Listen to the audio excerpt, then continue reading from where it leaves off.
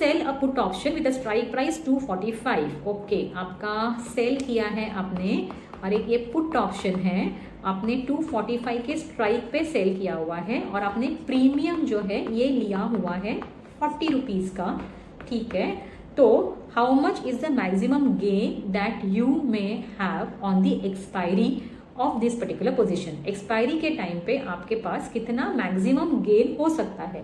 तो जब हम ऑप्शंस की बात करते हैं और पुट ऑप्शन है या कॉल ऑप्शन है, जब हम सेल करने की बात करते हैं, जब seller of the put option या कॉल ऑप्शन, दोनों के लिए जो मैक्सिमम गेन होने वाला है वो होने वाला है प्रीमियम रिसीव्ड। तो प्रीमियम अगर उसने 40 रुपीज़ रिसीव किया है तो मैक्सिमम जो है वो 40 रुपीज़ ही उसका गेन हो रहा है।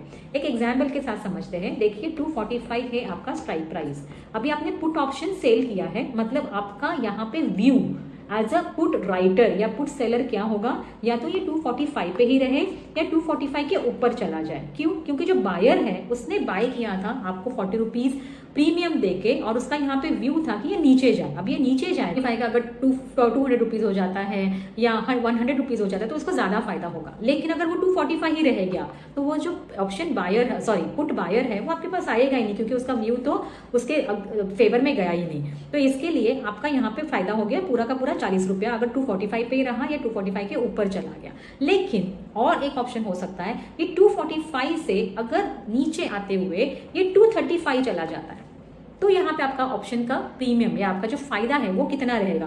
क्या ये 40 रुपीज़ रहेगा? नहीं, यहाँ पे ऑप्शन बायर आपके पास आके, क्योंकि ये 245 का 235 गया है, 10 रुपया आपके पास से ले सकता है, क्योंकि आप उसका जो व्यू था वो उसके फेवर में गया है। भले वो पूरी तरह से फेवर में नहीं गया, लेकिन 10 रुपया तो नीचे आया है। तो इस केस में आपका जो प्रॉफिट है ये हो जाएगा 30 रुपीज़, नहीं कि 40 रुपीज़। मतलब ये हो गया 30 रुपीज़, क्योंकि 10 रुपया तो उसके पास से आपके पास से आके उसने लेके गया।